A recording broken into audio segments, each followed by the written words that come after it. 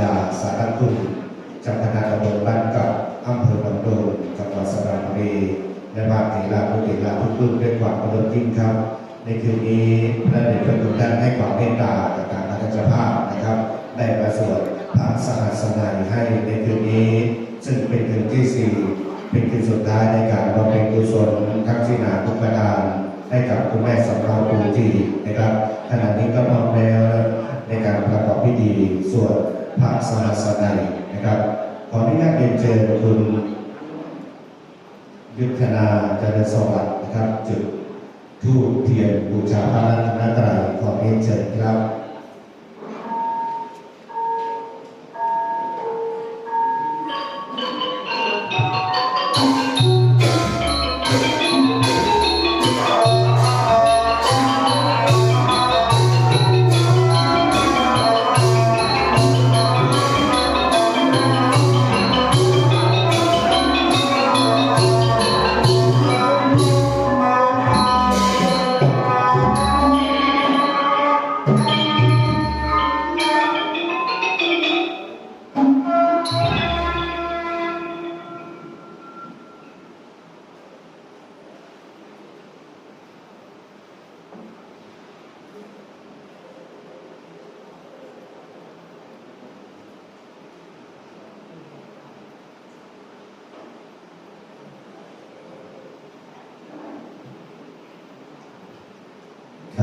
และการต่อไปขออนุญาตเรียนเชิญ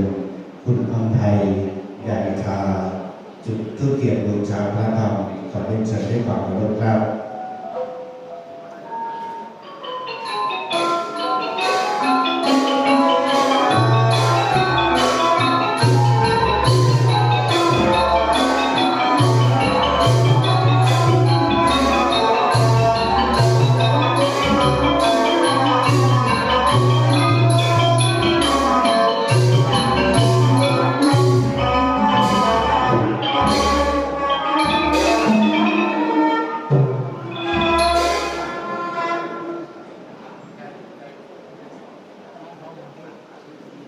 และลำดับถัดไปขออนุญาตเรียนเชิญท่านผอ.เจษฎาสุนาวีนะครับจุดธูปคารวะผู้วัยชนที่ด้านหน้าเครื่องตั้งหินศพขอเรียนเชิญครับ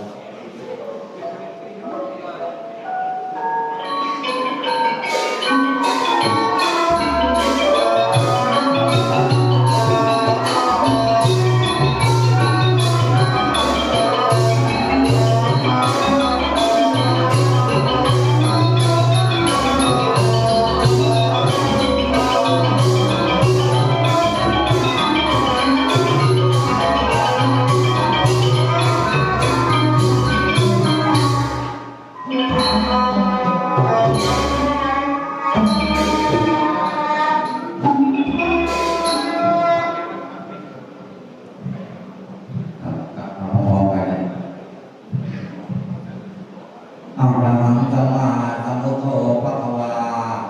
พุทธังภะคะวันตังอะภิวาเทมิสวากขาโตภะคะวะตาธัมโมธัมมังนัมสสามิสุปฏิปันโนภะคะวะโตสาวกสังโฆสังฆังนะมามิวิปฏิปฏิภาหายาสัพพะสัมปติสิทธิยานสัพพะทุกขวินาศายาปริตังภูถามังคลังวิปฏิปฏิภาหายาสัพพะสัมปติสิทธิยานสัพพะพยาวินาศายาปริตังภูถามังคลังวิปฏิปฏิภาหายาสัพพะสัมปติสิทธิยานสัพพะโลกวินาศายาปริตังภูถามังคลัง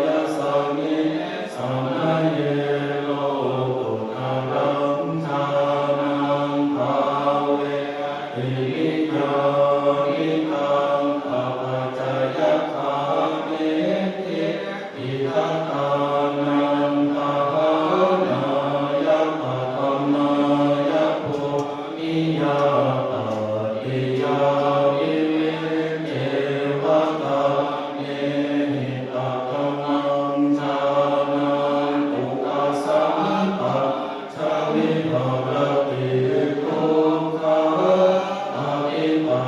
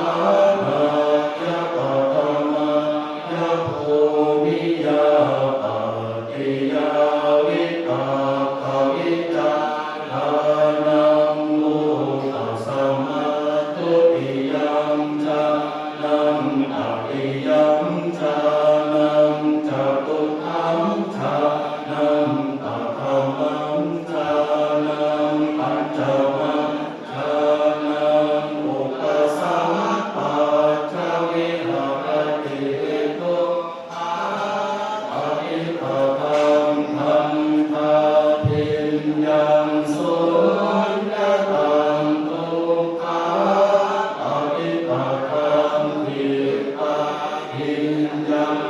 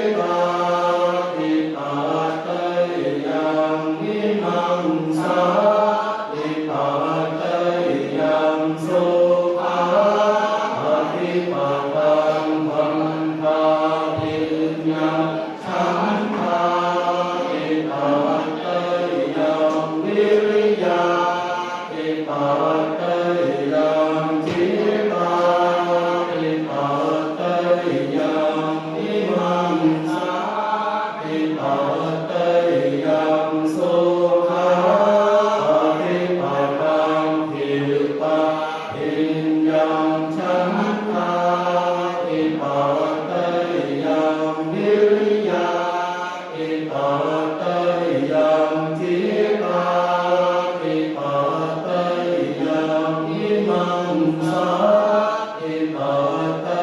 ยังตัสสะมิสมัยเยภาโสติอวิเคโตอิติเมธัมมากุศลกตเมธัมมากุศลยัสสมิสมัยเยโลอุตรังฌานังภาเวตินิยานิกังภปัจจยคามิติอิทตานังปะหานายปัตตมายภูนิยาปัตติยาอิภาควิจารานังวุฒสมาทุติยาชานังอภิยัมชานังจตุทัพชานังอัคคังชานังปัญจวัคชานังอุปสัมปัจจวิหารติอภิปัตตังพันธาภิญญังฉันทาอิปัตเตยังวิริยาอิปัตเตยังจิตตาอิปัตเตยังวิมังสาอิปัตเตยังทุกขาอภิปัตตังจิตตาภิญญังฉันทาอิปัตเตยังวิริยาอิปัตเตยังจิตตาอิปัตเตยังวิมังสาอิปัตเตยังสุขาอภิปัตตังพันธาภิญญังฉันทาอิปัตเตยังวิริยาอิปัตเตยังจิตตา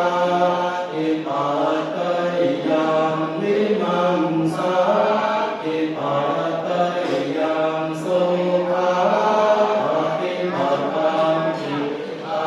ภิญญังฉันทาอิปัตเต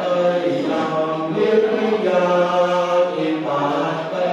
ยังจิตตาอิปัตเตยังวิมังสาอิปัตเตยังปัทโทธรรมสุขาอภิปัตตังพันธาภิญญังฉันทาอิปัตเตยังวิริยาอิปัตเตยังจิตตาอิปัตเตยังวิมังสาอิปัตเตยังปัทโทธรรมสุขาอภิปัตตังกิตตาภิญ